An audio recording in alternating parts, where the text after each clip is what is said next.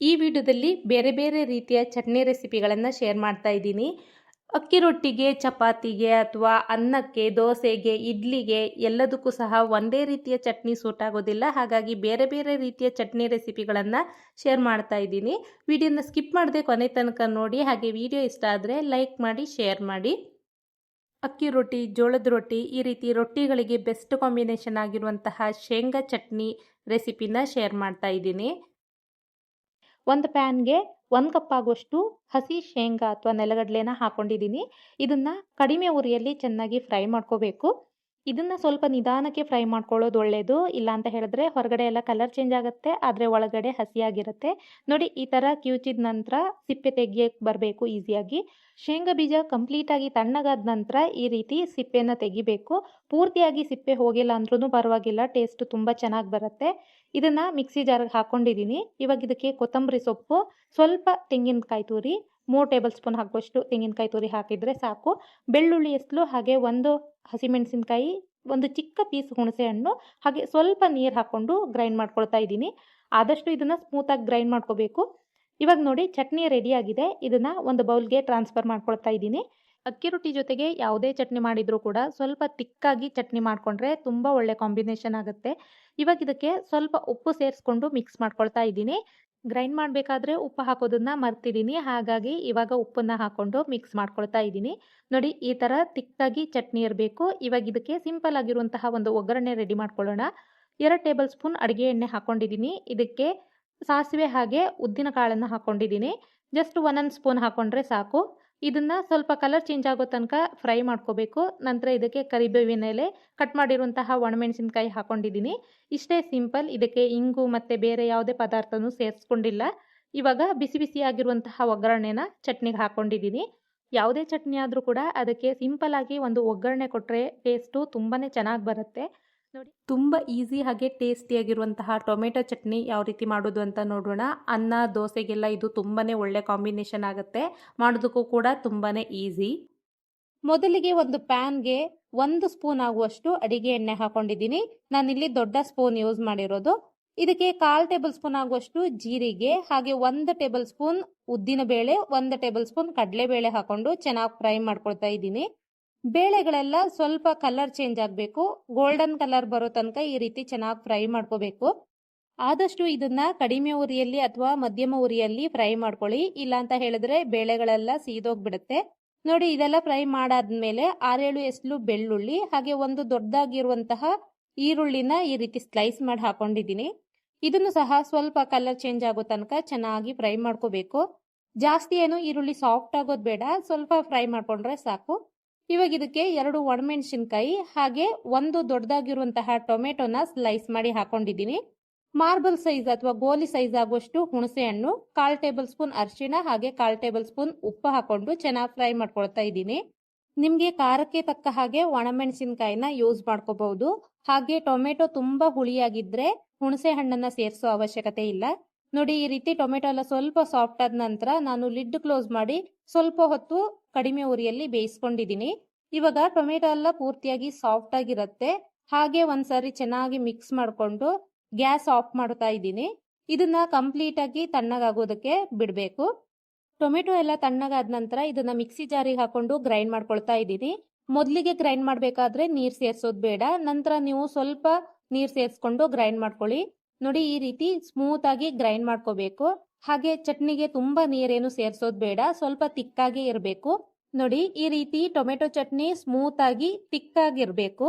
ಇವಾಗ ಇದಕ್ಕೆ ಒಗ್ಗರಣೆ ರೆಡಿ ಮಾಡ್ಕೊಳ್ಳೋಣ. ಒಗ್ಗರಣೆಗೆ ದೊಡ್ಡ ಸ್ಪೂನಲ್ಲಿ 1 ಸ್ಪೂನ್ ಆಗುವಷ್ಟು ಅಡಿಗೆ ಎಣ್ಣೆ ಹಾಕೊಂಡಿದ್ದೀನಿ. ಎಣ್ಣೆ ಬಿಸಿಯಾಗಿದೆ. ಇವಾಗ ಸ್ವಲ್ಪ ಸಾಸಿವೆ ಹಾಗೆ ಉದ್ದಿನ ಬೇಳೆನ ಹಾಕೊಂಡು ಫ್ರೈ ಮಾಡ್ಕೊಳ್ತಾ ಇದ್ದೀನಿ. ಹಾಗೆ ಸ್ವಲ್ಪ ಕರಿಬೇವಿನ ಎಲೆಗಳನ್ನು ಸೇರಿಸ್ಕೊಂಡು ಫ್ರೈ ಮಾಡ್ಕೊಳ್ತಾ ಇದ್ದೀನಿ. ನೀವು ಬೇಕಾದ್ರೆ ಇದಕ್ಕೆ ಇಂಗು ಸಹ ಸೇರಿಸ್ಕೋಬಹುದು. ಇವಾಗ ಒಗ್ಗರಣೆನ ಚಟ್ನಿಗೆ ಹಾಕೊಂಡು ಮಿಕ್ಸ್ ಮಾಡ್ಕೊಳ್ತಾ ಇದ್ದೀನಿ. ಈ ಚಟ್ನಿಗೆ ಈ ರೀತಿ ಒಗ್ಗರಣೆ ಇದ್ರೆ ತುಂಬಾನೇ ಟೇಸ್ಟಿಯಾಗಿರುತ್ತೆ. ನೋಡಿ, ಈ ರೀತಿ ತಿಕ್ಕಾಗಿ ಸ್ಮೂತ್ ಆಗಿ ಚಟ್ನಿ ರೆಡಿ ಮಾಡ್ಕೋಬೇಕು. ಹಾಗೆ ನಾವು ಇದನ್ನ ಫ್ರಿಜ್ ಅಲ್ಲಿ ಕೂಡ ಸ್ಟೋರ್ ಮಾಡಿ ಇಟ್ಕೋಬಹುದು. 1-2 ದಿನ ಆದ್ರೂ ಏನೂ ಆಗೋದಿಲ್ಲ. ದೋಸೆ, ಚಪಾತಿಗೆಲ್ಲ ಇದು ತುಂಬಾನೇ ಒಳ್ಳೆ ಕಾಂಬಿನೇಷನ್ ಆಗುತ್ತೆ. ಒಂದ್ಸಾರಿ ಟ್ರೈ ಮಾಡಿ ನೋಡಿ. ತಟ್ಟೆ ಇಡ್ಲಿಗೆಲ್ಲ ಬೆಸ್ಟ್ ಕಾಂಬಿನೇಷನ್ ಆಗಿರುವಂತಹ ನೀರು ಚಟ್ನಿ ರೆಸಿಪಿನ ಯಾವ ರೀತಿ ಮಾಡೋದಂತ ನೋಡೋಣ. ಒಂದು ಪ್ಯಾನ್ಗೆ ಸ್ವಲ್ಪ ಅಡಿಗೆ ಎಣ್ಣೆ, 3 ಹಸಿಮೆಣಸಿನಕಾಯಿ, 5 ಎಸ್ಲು ಬೆಳ್ಳುಳ್ಳಿ, ಹಾಗೆ ಅರ್ಧ ಹೋಳು ಈರುಳ್ಳಿನ ಕಟ್ ಮಾಡಿ ಹಾಕೊಂಡಿದ್ದೀನಿ. ಇದನ್ನ ಗೋಲ್ಡನ್ ಕಲರ್ ಬರೋ ತನಕ ಚೆನ್ನಾಗಿ ಫ್ರೈ ಮಾಡ್ಕೋಬೇಕು. ನೋಡಿ, ಈ ತರ ಈರುಳ್ಳಿ ಎಲ್ಲ ಸಾಫ್ಟ್ ಆಗಿ ಕಲರ್ ಚೇಂಜ್ ಆಗಿದೆ. ಇವಾಗ ಇದಕ್ಕೆ 1 ಇಂಚು ಶುಂಠಿ ಕಟ್ ಮಾಡಿ ಹಾಕಿದ್ದೀನಿ.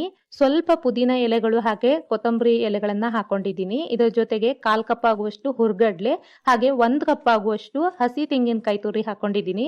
ಇದನ್ನು ಸಹ ಮೀಡಿಯಂ ಉರಿಯಲ್ಲಿ ಚೆನ್ನಾಗಿ ಫ್ರೈ ಮಾಡ್ಕೋಬೇಕು. ಇದನ್ನೆಲ್ಲ ನೀವು ಫ್ರೈ ಮಾಡಲೇಬೇಕು ಅಂತ ಏನಿಲ್ಲ, ಹಾಗೆ ಕೂಡ ಚಟ್ನಿನ ರೆಡಿ ಮಾಡ್ಬೋದು. ಆದ್ರೆ ಈ ರೀತಿ ಫ್ರೈ ಮಾಡ್ಕೊಂಡು ಮಾಡಿದ್ರೆ ಚಟ್ನಿ ಟೇಸ್ಟು ತುಂಬಾನೇ ಚೆನ್ನಾಗಿರುತ್ತೆ.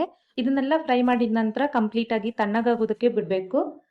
ತಣ್ಣಗಾದ ನಂತರ ನಾನು ಇದನ್ನ ಮಿಕ್ಸಿ ಜಾರ್ಗೆ ಹಾಕೊಳ್ತಾ ಇದ್ದೀನಿ. ಇದಕ್ಕೆ ರುಚಿಗೆ ತಕ್ಕಷ್ಟು ಉಪ್ಪು, ಹಾಗೆ ಒಂದು ಚಿಕ್ಕ ಪೀಸ್ ಹುಣಸೆ ಹಣ್ಣು, ಸ್ವಲ್ಪ ನೀರನ್ನ ಹಾಕೊಂಡು ಗ್ರೈಂಡ್ ಮಾಡ್ಕೊಳ್ತಾ ಇದ್ದೀನಿ. ಆದಷ್ಟು ನೈಸ್ ಆಗಿ ಇದನ್ನ ಪೇಸ್ಟ್ ಮಾಡ್ಕೋಬೇಕು. ನೋಡಿ, ಈ ತರ ಚಟ್ನಿನ ರೆಡಿ ಮಾಡ್ಕೊಂಡಿದ್ದೀನಿ. ಇದನ್ನ ಒಂದು ಬೌಲ್ಗೆ ಟ್ರಾನ್ಸ್ಫರ್ ಮಾಡ್ಕೊಳ್ತಾ ಇದ್ದೀನಿ. ನಿಮ್ಗೆ ಚಟ್ನಿ ಎಷ್ಟು ತೆಳುವಾಗಬೇಕು ಅಂತ ನೋಡ್ಕೊಂಡು ಅದಕ್ಕೆ ನೀರು ಸೇರಿಸ್ಕೋಬಹುದು. ನೋಡಿ, ಇದನ್ನ ನೀರು ಸೇರಿಸ್ಬಿಟ್ಟು ಒಂದ್ಸಾರಿ ಕ್ಲೀನ್ ಆಗಿ ಮಿಕ್ಸ್ ಮಾಡ್ಕೊಳ್ತಾ ಇದ್ದೀನಿ. ಇವಾಗ ಇದಕ್ಕೆ ಒಂದು ಸಿಂಪಲ್ ಆಗಿರುವಂತಹ ಒಗ್ಗರಣೆ ರೆಡಿ ಮಾಡ್ಕೊಳ್ತಾ ಇದ್ದೀನಿ. ಒಗ್ಗರಣೆಗೆ 3 ಟೇಬಲ್ ಸ್ಪೂನ್ ಆಗುವಷ್ಟು ಅಡಿಗೆ ಎಣ್ಣೆ ಹಾಕೊಳ್ತಾ ಇದ್ದೀನಿ. ಎಣ್ಣೆ ಸ್ವಲ್ಪ ಬಿಸಿಯಾದ ನಂತರ ಅರ್ಧ ಟೇಬಲ್ ಸ್ಪೂನ್ ಸಾಸಿವೆ, ಹಾಗೆ 1 ಟೇಬಲ್ ಸ್ಪೂನ್ ಉದ್ದಿನ ಬೇಳೆ ಹಾಕೊಂಡಿದ್ದೀನಿ. ಹಾಗೆ ಅರ್ಧ ಟೇಬಲ್ ಸ್ಪೂನ್ ಕಡಲೆಬೇಳೆನೂ ಸೇರಿಸ್ಕೊಂಡಿದ್ದೀನಿ. ಇದಕ್ಕೆ ಸ್ವಲ್ಪ ಕರಿಬೇವಿನ ಎಲೆ, 1 ಒಣಮೆಣಸಿನಕಾಯಿನ ಕಟ್ ಮಾಡಿ ಹಾಕೊಂಡಿದ್ದೀನಿ. ನೀವು ಬೇಕಿದ್ರೆ ಇದಕ್ಕೆ ಸ್ವಲ್ಪ ಇಂಗನ್ನು ಸೇರಿಸ್ಕೋಬಹುದು. ಬೇಳೆ ಎಲ್ಲ ಗೋಲ್ಡನ್ ಕಲರ್ ಬರೋ ತನಕ ಚೆನ್ನಾಗಿ ಫ್ರೈ ಮಾಡ್ಕೋಬೇಕು. ನೋಡಿ, ಒಗ್ಗರಣೆ ರೆಡಿಯಾಗಿದೆ. ಇವಾಗ ಇದನ್ನ ಚಟ್ನಿಗೆ ಸೇರಿಸ್ಕೊಳ್ತಾ ಇದ್ದೀನಿ. ಇದನ್ನು ಸಹ ಒಂದ್ಸಾರಿ ಕ್ಲೀನ್ ಆಗಿ ಮಿಕ್ಸ್ ಮಾಡ್ಕೊಂಡ್ರೆ ನಮಗೆ ಸೂಪರ್ ಟೇಸ್ಟಿ ಆಗಿರುವಂತಹ ನೀರ್ ಚಟ್ನಿ ರೆಡಿ ಆಗ್ಬಿಡುತ್ತೆ. ತಟ್ಟೆ ಇಡ್ಲಿ ಮೇಲ್ಗಡೆ ಚಟ್ನಿ ಪುಡಿ ಹಾಕೊಟ್ಟು ಅದ್ರ ಸುತ್ತಲೂ ಈ ತರ ನೀರ್ ಚಟ್ನಿನ ಹಾಕೊಂಡು ತಿನ್ನೋದಕ್ಕೆ ತುಂಬಾನೇ ಟೇಸ್ಟಿ ಆಗಿರುತ್ತೆ, ಹಾಗೆ ತುಂಬಾ ಮಜಾ ಕೊಡುತ್ತೆ. ತಟ್ಟಂತ ಸ್ಪೈಸಿ ಆಗಿರುವಂತಹ ತೆಂಗಿನಕಾಯಿ ಚಟ್ನಿ ಯಾವ ರೀತಿ ಮಾಡೋದು ಅಂತ ನೋಡೋಣ. ಮಿಕ್ಸಿ ಜಾರ್ಗೆ ತೆಂಗಿನಕಾಯಿ ತುರಿ, ಹಾಗೆ ಪುಟಾಣಿ, ಹಸಿಮೆಣಸಿನಕಾಯಿ, ಚಿಕ್ಕ ಹುಣಸೆ ಹಣ್ಣು, ಹಾಗೆ ಸ್ವಲ್ಪ ಕೊತ್ತಂಬರಿ ಸೊಪ್ಪು, ಉಪ್ಪು, ನೀರು ಸೇರಿಸ್ಕೊಂಡು ಗ್ರೈಂಡ್ ಮಾಡ್ಕೊಂಡ್ರೆ ಸಿಂಪಲ್ ಅಂಡ್ ಈಸಿ ಆಗಿರುವಂತಹ ತೆಂಗಿನಕಾಯಿ ಚಟ್ನಿ ರೆಡಿ ಆಗುತ್ತೆ.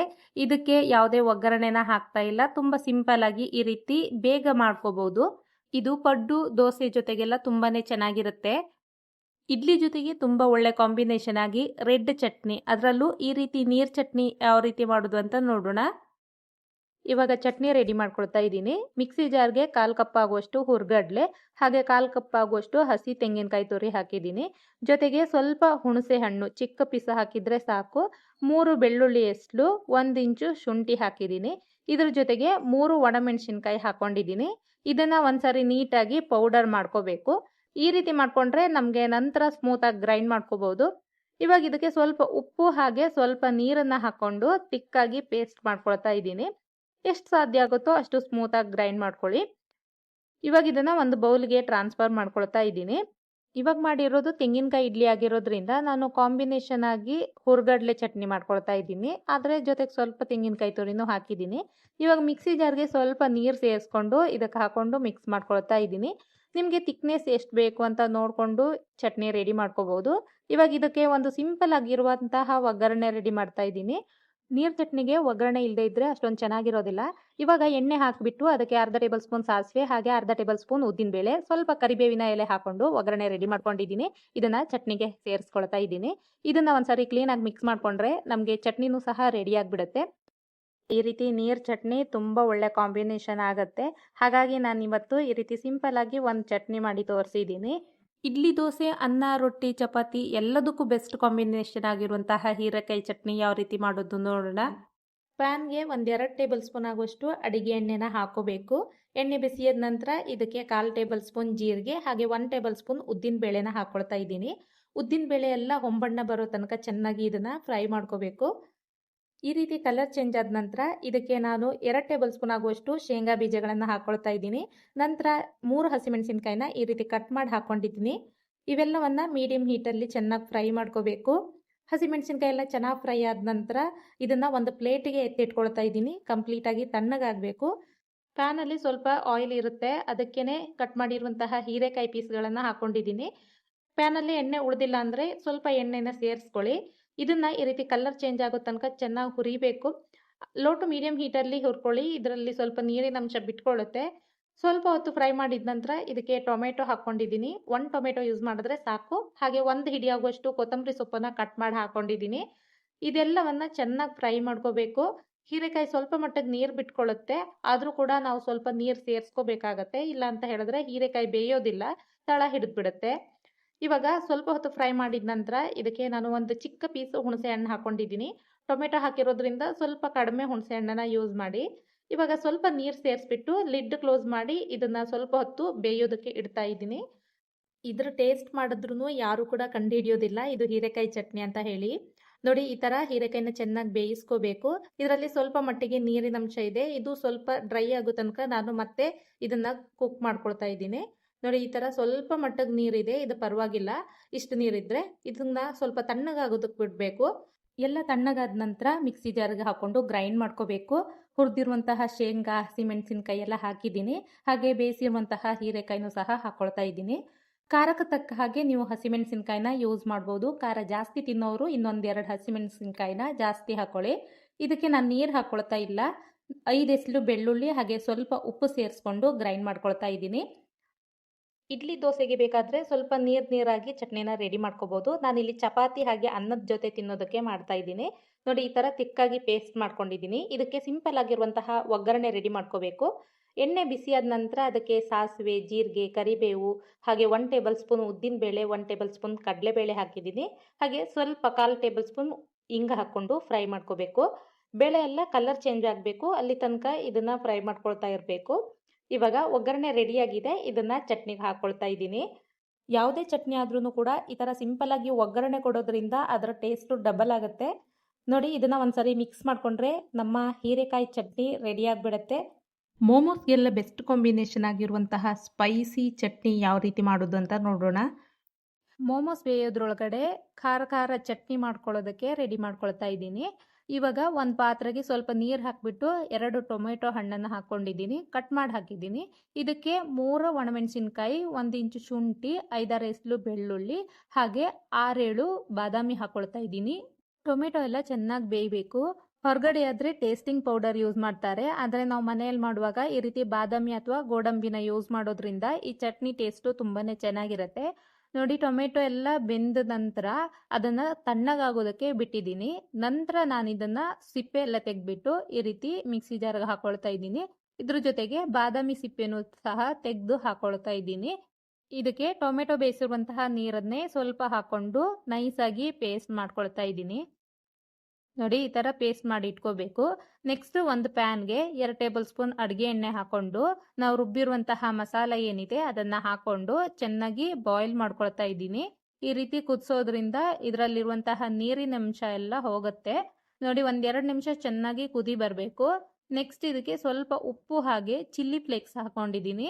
ಹಾಗೆ 2 ಟೇಬಲ್ ಸ್ಪೂನ್ ಟೊಮೆಟೊ ಕೆಚಪ್ ಹಾಕೊಂಡಿದ್ದೀನಿ. ಅರ್ಧ ಟೇಬಲ್ ಸ್ಪೂನ್ ವಿನೆಗರ್ ಹಾಕಿದ್ದೀನಿ. ಇದೆಲ್ಲವನ್ನ ಒಂದ್ಸಾರಿ ಮಿಕ್ಸ್ ಮಾಡಿಕೊಂಡು ಹೈ ಫ್ಲೇಮಲ್ಲಿ 1-2 ನಿಮಿಷ ಚೆನ್ನಾಗಿ ಕುದಿಸ್ಕೊಂಡ್ರೆ ನಮಗೆ ಟೇಸ್ಟಿ ಹಾಗೆ ಖಾರವಾಗಿರುವಂತಹ ಮೋಮೋಸ್ ಚಟ್ನಿ ರೆಡಿ ಆಗುತ್ತೆ. ಈ ಚಟ್ನಿನ ನೀವು ಸ್ಟೋರ್ ಮಾಡಿ ಇಟ್ಕೊಳ್ಳೋದಾದ್ರೆ ಸ್ವಲ್ಪ ಜಾಸ್ತಿ ಕ್ವಾಂಟಿಟಿನಲ್ಲಿ ರೆಡಿ ಮಾಡ್ಕೊಳ್ಳಿ. ಹಾಗೆ ಫ್ರಿಜ್ಜಲ್ಲಿ ಸ್ಟೋರ್ ಮಾಡಿ ಇಟ್ಕೋಬಹುದು. ಈ ಎಲ್ಲ ರೆಸಿಪಿಗಳು ನಿಮ್ಗೆ ಇಷ್ಟ ಆದರೆ ವಿಡಿಯೋನ ಲೈಕ್ ಮಾಡಿ, ಜೊತೆಗೆ ಈ ವಿಡಿಯೋನ ಫ್ರೆಂಡ್ಸ್ ಜೊತೆಗೆ ಶೇರ್ ಮಾಡಿ. Thanks for watching.